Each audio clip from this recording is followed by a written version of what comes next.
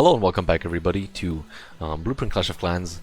I am X4, one of the new client capital builders over at Blueprint Base Building, and I'm here today to talk you through a little live build for a Capital Peak level 10 trap base or bait base, whichever you prefer, built by Kala, one of the fantastic builders over at Blueprint for client capital. Today we're building a trap base or a bait base, as I've already said. What does this entail? Well, you can kind of see it happening, unfolding with these triple layer walls already in front of you. Basically, as you all know, Capital Peak limits you in your deployment area very heavily to this little flowery, grassy, green space area that is very small on the Capital Peak itself, and we are basically abusing this fact that unlike the Day Village troops can't come from all angles by basically very heavily defending this little deployment area, making it as small as we can, and then building very close to the deployment area to make hell rain down on these troops early on in their raid and eliminate them before they can cause any major damage. That's the ideal, at least the idea, and we'll see that unfold in a second now. Now we're basically witnessing the entire thought process of Kala here, so there might be small adjustments being made, and if you wish to copy this base, which you are of course more than welcome to, I advise you to hold off until the end, where you will get a little screenshot and can pause the video to copy at your convenience. At the very end we'll also do a little testing to show you that this unbreakable 3-layer wall that you've seen already actually does work, and how it works in practice at the very end. So back to the live build now. What are we seeing unfold here? Well, basically now that we've kind of denied the troops from going straight out of the area that we've framed off with the big wall, we're forcing them to take either side, like towards the 6 o'clock side, towards the left that we're building right now, or later they will turn to the 3 o'clock side.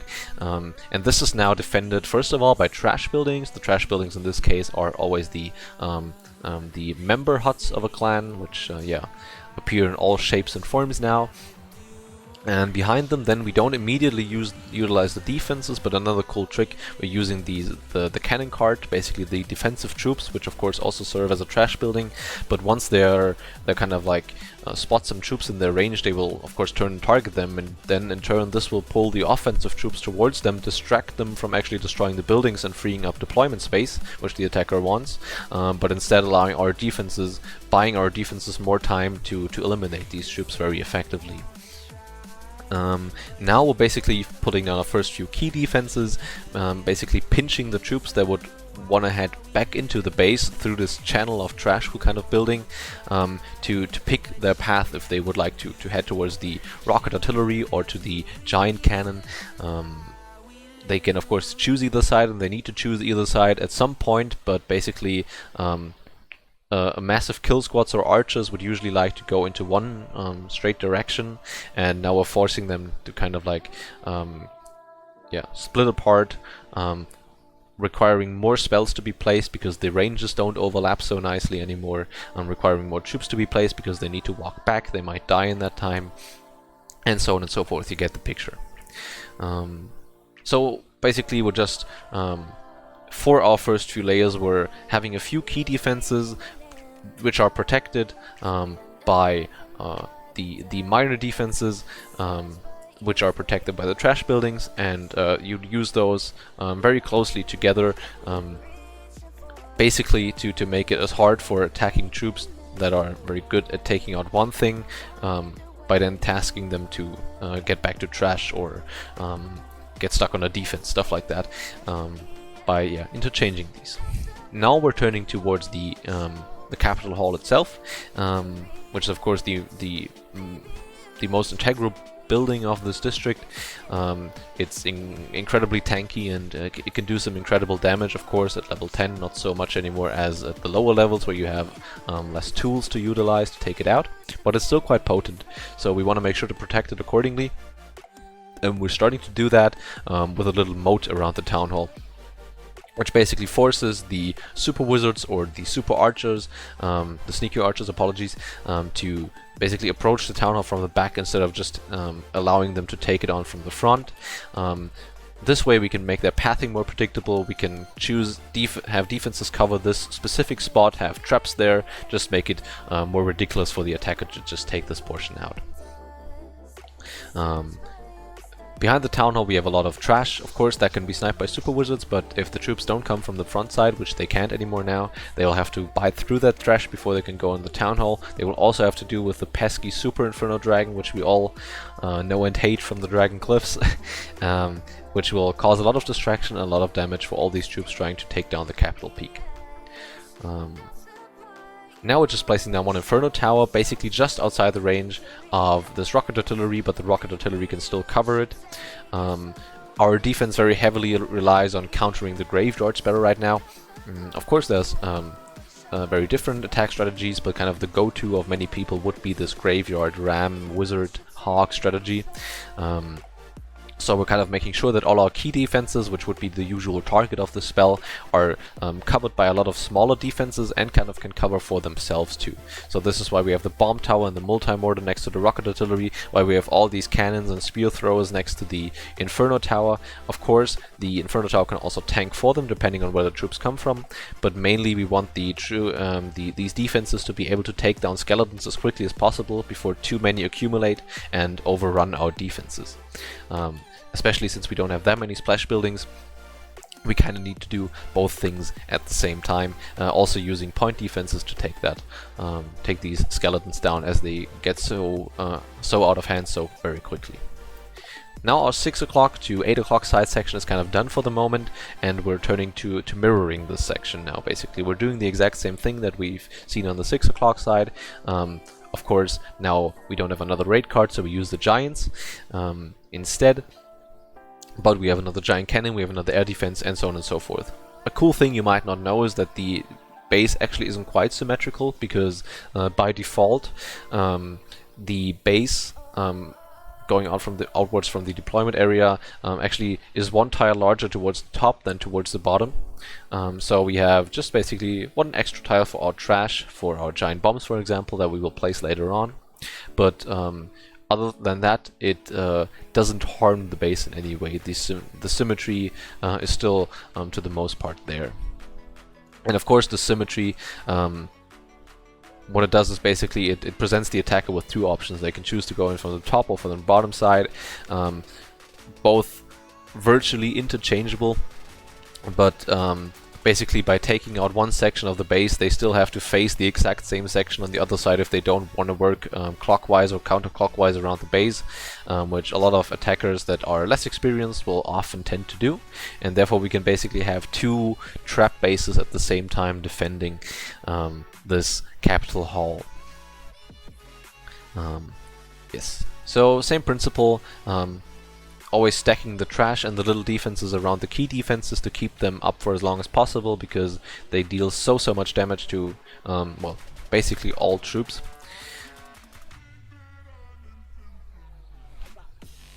And yeah, you can kind of see that we try to have the air coverage and the ground coverage kind of spread out evenly. Basically alternating between cannons, between spear throwers, between air defenses, to basically avoid any funneling troop from getting too much value. So for example, well, the air defense is kind of powerless against archers, so if you only have that between your trash, archers will reign supreme, which of course is countered by cannons and by spear throwers, but those might get overrun by the damage a skeleton barrel might cause them. So we can have the air, or the rocket loon of course, so we can have an air defense snipe that down. You get the picture, so it's kind of interchangeable. Not interchangeable, but in combination they are very powerful and force lots of troops to be used just to clear out trash. And this is of course a major difference from, say, the main village, where you would usually have the trash all around the outside, or from usual bases even in the capital peak. Basically protecting the defenses, which are all situated inside the base. And in this layout in particular, it's very different, as you can tell, where we're using trash basically to separate our defenses and therefore make it harder for one type of troop to take out a large chunk of the base here.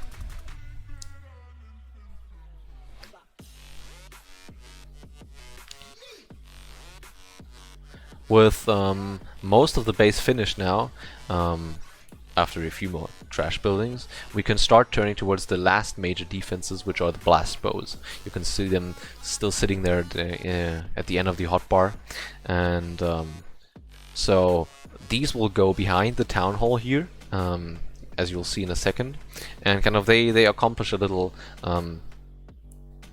kind of cool strategy that you can employ in most bases that you work with. If you know, the blast bow kind of like attacks like a scattershot would in the day village. What that kind of accomplishes for us is, well, it doesn't just hit the troops where the actual arrow or the actual blast deals its damage, but also in the close vicinity, in the close area behind this the actual impact. And we can now utilize this. Basically, troops that attack the town hall from the side will all get hit. So, for example, a pack of archers will spread out a little. They'll still all get splashed and killed by this blast. If you have a P.E.K.K.A. or giants tanking for wizards, well, they might just all suffer the same fate, even though tanking troops try to protect them. And this really works in most cases. So always think about placing your blast bows behind some sort of building that's tanking for them. Of course, at the capital peak, that can be just the capital hall, but also at other districts, you can think about a district hall, about other key defenses, about any sort of trash that stalls up troops. You get the picture, because, well, we want to get the maximum amount of value out of our defenses.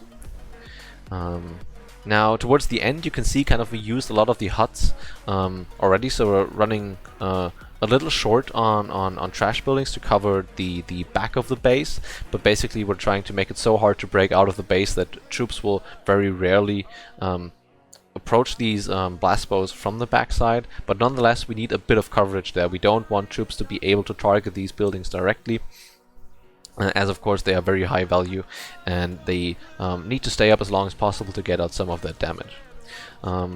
We also placed the crushers right next to them. These help massively against graveyard spells, because especially, well, the blast bow and rocket artillery can't cover themselves against graveyard spells if they are placed on top of the buildings, because they have this little dead area.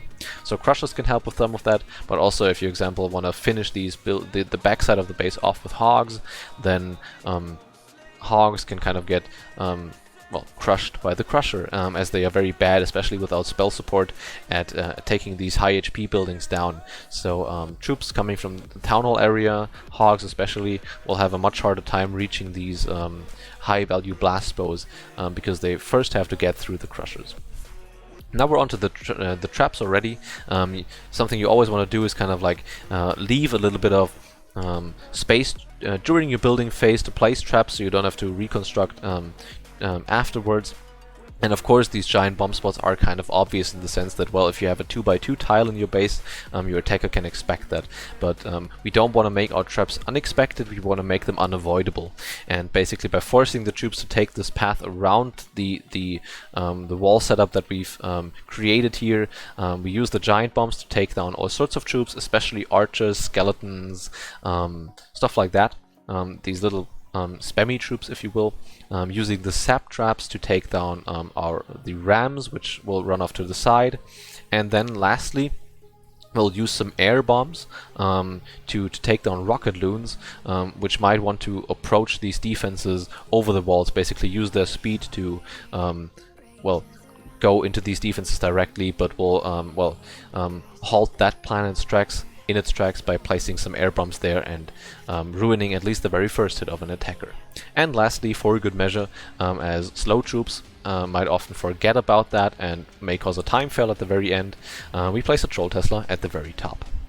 here's the finished product now. Feel free to stop the video, copy the base for your own use, and to finish off, here's a small demonstration of 26 rams pathing around the adjusted version of the base, and never pathfinding towards the rocket artilleries, never pathfinding to the town hall, to the capital hall, and causing any sort of attack or all kinds of trouble.